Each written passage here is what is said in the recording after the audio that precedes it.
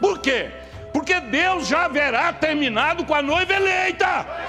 O nome de Jesus é a única coisa que vai te elevar a ser como Ele.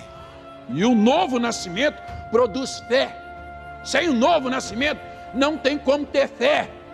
Sem o novo nascimento não há como ser raptado.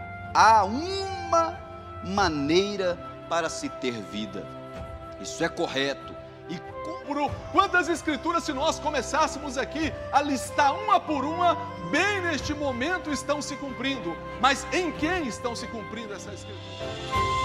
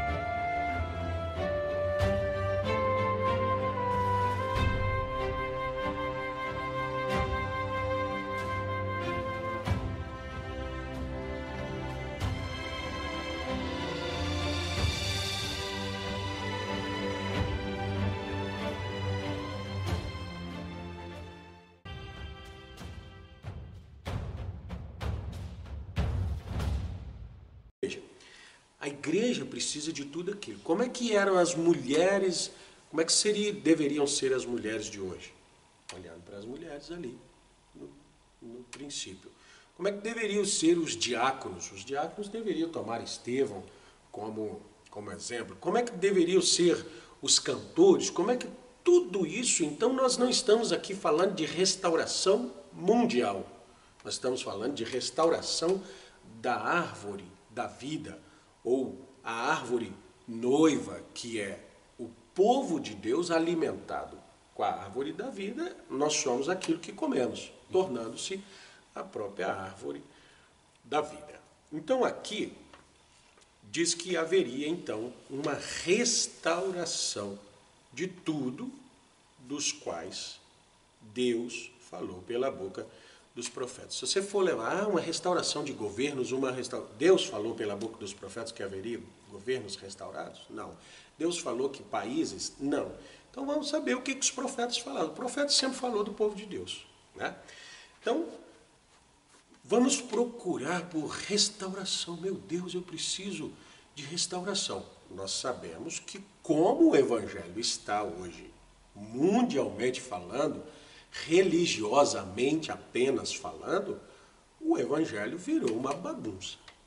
Isso aí, por mais devoto que alguém seja de qualquer fé, essa pessoa sabe que sua própria fé, irmão e irmã, ela não é como era a fé dos antigos que fundaram, vamos dizer, a sua religião. Não estamos falando mal da religião de ninguém, mas nós precisamos ser sinceros com o estado em que as coisas se encontram hoje, né? As pessoas perderam uma referência, né? Elas têm inúmeras opções e elas, para se decidir, elas não sabem aonde eu olho, qual que é a planta para eu ter uma consistência na minha escolha. Geralmente se escolhe pela questão que mais se adequa à pessoa, né? E não a que se adequa à planta. Infelizmente há uma infidelidade aos projetos. Eu estava uma vez ouvindo uma engenheira, arquiteta falando a respeito. Ela disse, pelo menos no nosso país, a maioria das construções são feitas sem projetos. E as que têm projeto, as pessoas não são fiéis ao projeto. Não. É normal, irmão Jonatas, você está vivendo uma situação e tenta adequar aquilo ao seu momento, né? Porém, a palavra, Jesus disse assim, nem só de pão viverá o homem, mas de toda a palavra que sai da boca de Deus. Tudo que você for fazer, você tem que voltar à palavra. O próprio Jesus, as pessoas tentaram fazê-lo, e o próprio diabo tentou fazer com que Jesus fizesse coisas fora do plano. Ele disse assim, não faço nada sem que antes veja o Pai fazer. É aqui que a igreja precisa ir. Então, abra aí a sua Bíblia comigo em Mateus capítulo 17, para nós encontrarmos uma coisa interessante que já vai nos norteando mais dentro do nosso tema aqui. São Mateus capítulo 17, ali foi a transfiguração de Jesus. Jesus vai ao monte, leva consigo Pedro, Tiago e João. Ali no monte, Pedro, Tiago e João, olhando para Jesus, eles veem Jesus, Elias e Moisés. E quando eles olham para Jesus, ele está reluzente. Uma voz veio do céu e disse: esse é meu filho amado, em quem eu tenho prazer em habitar, a ele ouvi. Quando eles viram aquela situação, eles perceberam que aquilo já era cumprimento de Escritura, porque a Bíblia, os profetas, eles não tinham Bíblia naquela época. Os profetas, os rolos, os pergaminhos, os escribas. Quem são escribas? Quem escrevia o que um profeta estava dizendo. Eles falavam a respeito da vinda do Messias, o Filho de Deus. Puxa, eu ouvi agora uma voz nessa cena maravilhosa, Jesus reluzente, transfigurado, glorificado ali. Uma voz veio e falou que esse é meu filho amado. Aí ele ouvi. Espera aí. Mas eu acho que está faltando uma etapa aí de acordo com o que os escribas falaram. E aí nós vamos encontrar aqui no verso 9, Jesus disse assim para eles: e descendo eles do monte, Jesus lhes ordenou, dizendo: a ninguém conteis a visão até que o Filho do Homem seja ressuscitado dos mortos. Eles entenderam quem era Jesus. Por certo, ficaram ali meio... Não podemos contar isso para ninguém, mas isso é grande demais, isso é maravilhoso, isso é cumprimento de uma escritura. E os discípulos o interrogaram, dizendo: por que dizem então os escribas que é mister? O que é mister? Que é necessário que Elias venha primeiro. Primeiro do quê? Primeiro do que o que nós vimos acontecer aqui. Jesus disse: em verdade, Elias virá primeiro e restaurará todas as coisas. Virá é futuro, né? Aqui nós encontramos quem faz a restauração: Elias. Mas veja, alguém poderia pensar que era aquele momento por causa dos próximos versos. Mas digo-vos que Elias já veio e não o conheceram, mas fizeram-lhe tudo o que quiseram. Assim farão eles também padecer o Filho do Homem. Então entenderam os discípulos que lhes falara de João Batista. João Batista aqui, ele era o Elias, que Jesus disse virá e restaurará todas as coisas, ou ele era o Elias que Jesus disse já veio. Ele só podia ser o que já veio. Por quê? Porque a Bíblia Sagrada nos mostra, irmão Jonatas, o ministério de Elias 5 vezes. Operação do ministério de Elias 5 vezes. Primeiro foi Elias o tisbita, no tempo de Acabe e Jezabel. Logo depois de Elias o tisbita, quando Eliseu vê Elias partindo, o pedido dele foi: eu quero porção dobrada do espírito de Elias. Não é nenhuma reencarnação, não é nenhum espiritismo, mas é o mesmo ministério de Elias sendo usado agora de uma forma ainda mais ampla em Eliseu. E Elias, o responsável por restaurar todas as coisas. O que tem de característica nesse espírito, então, de Elias, que o faz, né, ter uma missão assim tão importante? Veja que nós precisamos primeiro encontrar o que é restauração. Agora nós encontramos o restaurador. Você encontra o restaurador e você não pode deixar de conhecer a vida de Elias, o tisbita. Porque o que Elias, o tisbita, faz? Ele encontra Israel no tempo do rei Acabe, a Jezabel, esposa de Acabe, ela introduziu idolatria dentro de Israel. O que ela fez? Ela fez templos, ela fez altares a outros deuses, e Israel se dividiu entre dois pensamentos. Uns achavam que Baal era Deus, outros falavam, não é Deus não, é Deus, não é Deus. Mas e o Senhor nosso Deus? O Senhor nosso Deus foi sumindo ali da visão, e as pessoas iam adorar, elas adoravam Baal. Às vezes ela adorava a Deus com rituais de Baal. Às vezes elas adoravam Baal com coisas sagradas de Deus. Então virou uma bagunça só, uma mistura.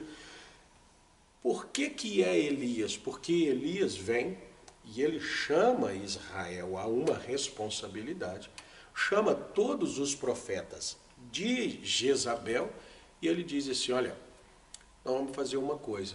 Até quando Israel estará cocheando, até onde cochearás entre dois pensamentos? Quer dizer, até onde vocês vão ficar em dúvida entre um pensamento e outro pensamento? Então, a questão é só uma definição mais simples da palavra híbrido. Seria essa mistura, seria acrescentar alguma coisa? Então, a gente vê uma mesma característica não só de profeta, mas de tempo também. No tempo que ele estava, havia essa mistura também. Né?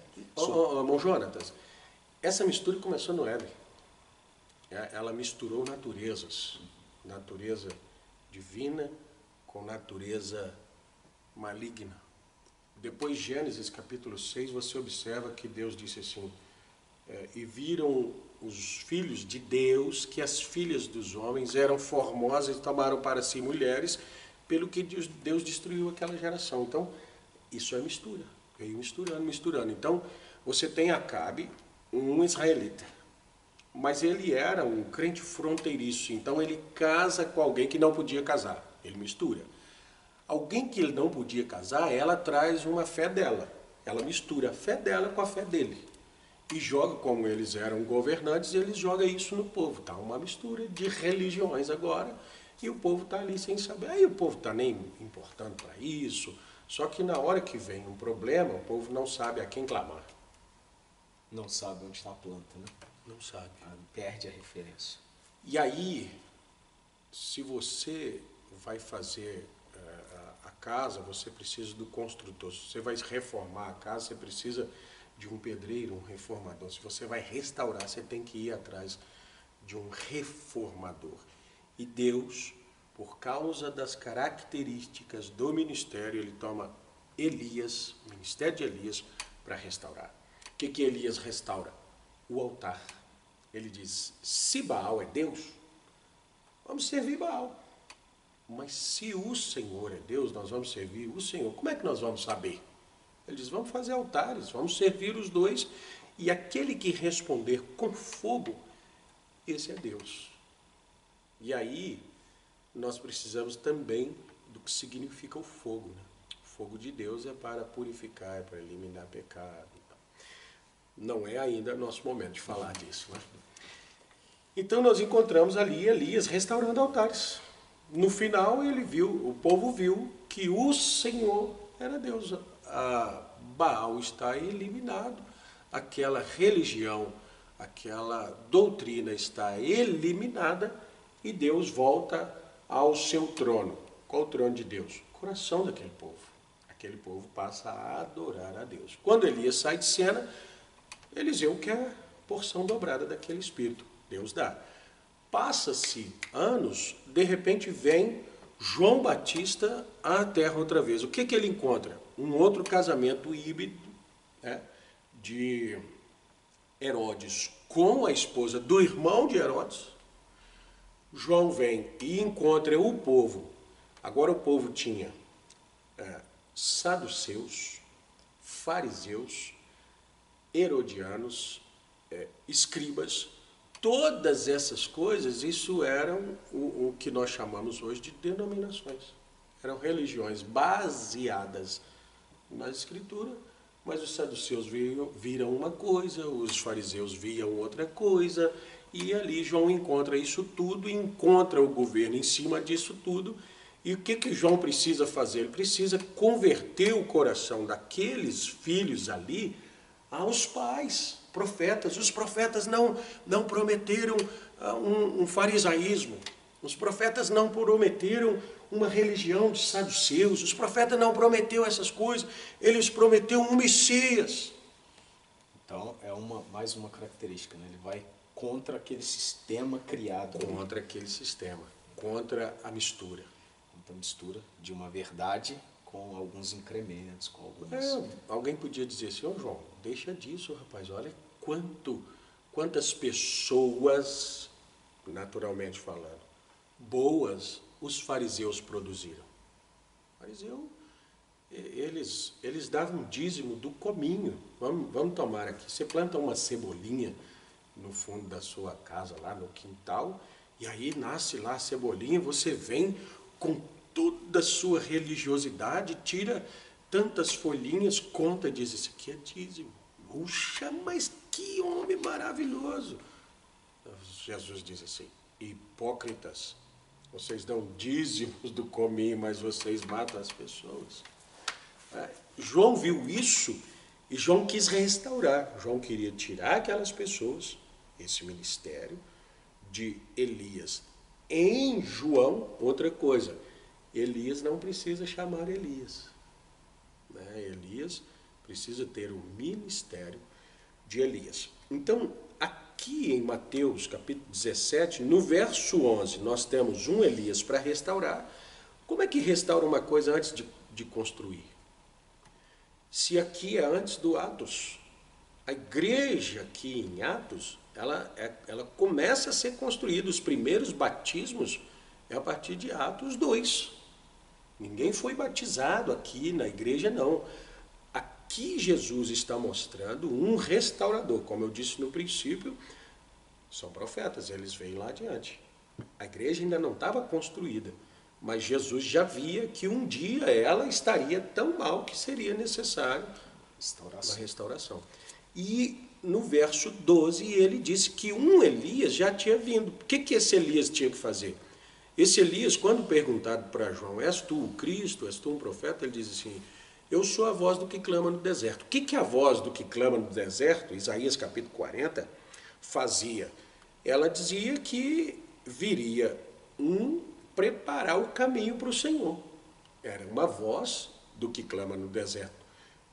Conectando, você percebe que não há mistura, conectando Isaías com Malaquias 3, você encontra um Elias que prepararia o caminho para o Senhor. Ele não viria restaurar, ele viria fazer com que as pessoas voltassem a adorar a Deus, mas a restauração de tudo não era a comissão dele. A comissão dele era preparar um caminho e aí o Senhor viria. Então o Senhor veio. Mas o Senhor, enquanto aqui, ele já estava dizendo que haveria uma restauração de tudo. Entende? Então, olha, o verso 12 é a terceira manifestação de Elias e o verso 11 é a quarta manifestação de Elias, que seria para um tempo futuro.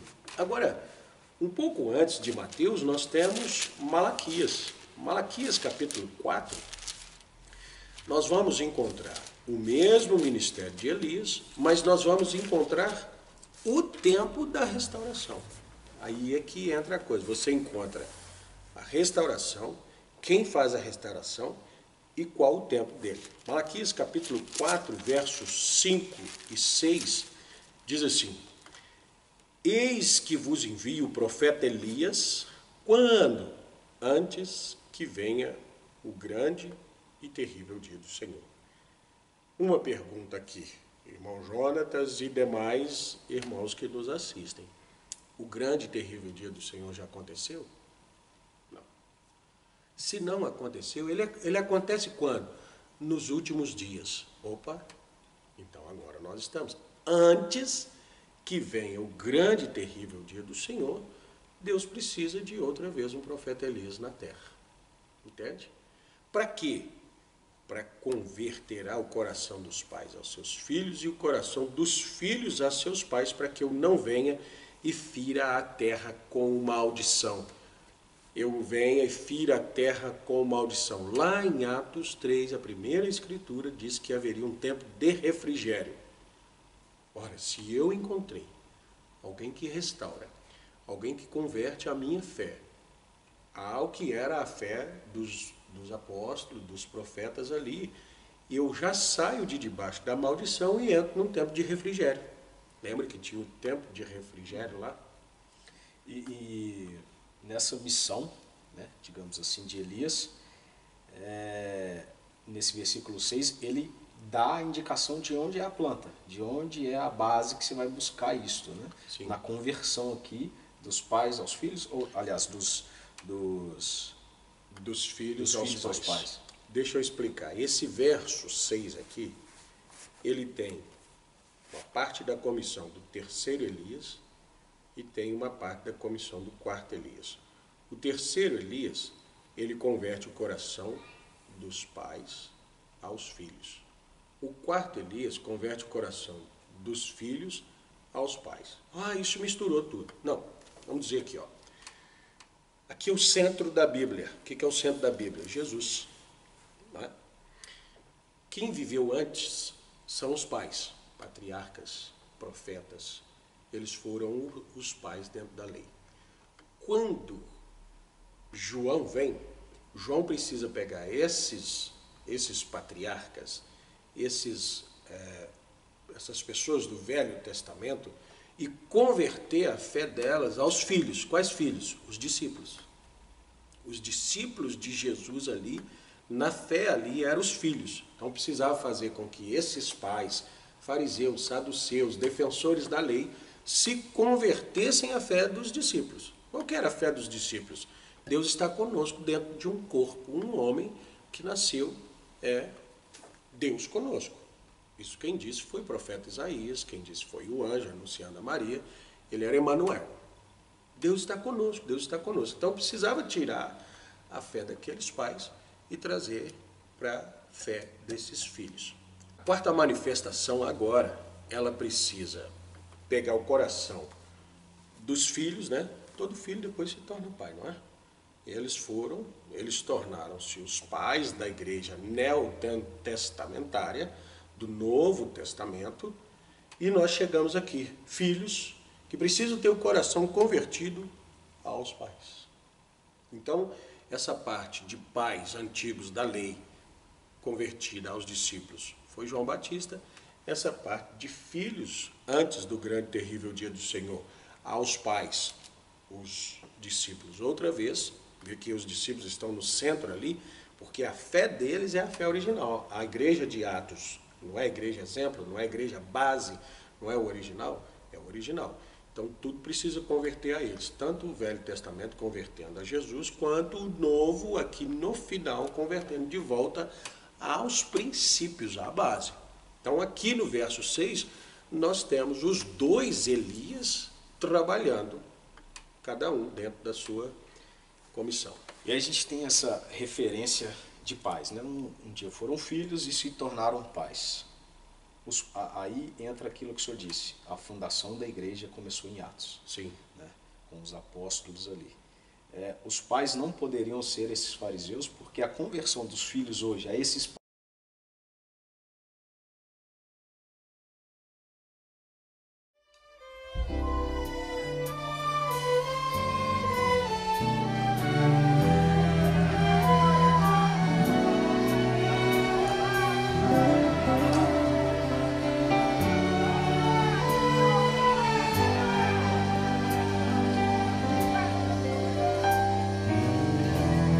desejo ardente em mim ser mais como tu, está aumentando a cada dia.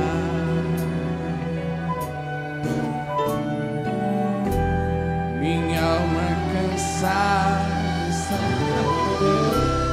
meu alvo é a perfeição, caminhar em perfeita harmonia. Eu quero ir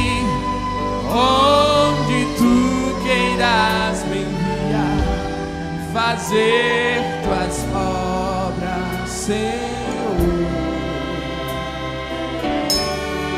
Eu quero ir, quero sentir tua presença, perfeito amor, lançando fora o temor. Quero sentir.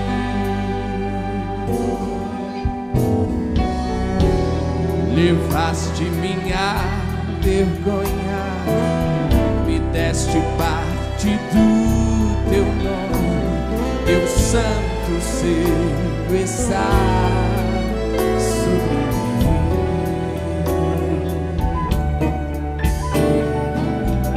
Agradeço por tua graça, me fizeste um vencedor, me rendo a ti agora, meu Redentor. Eu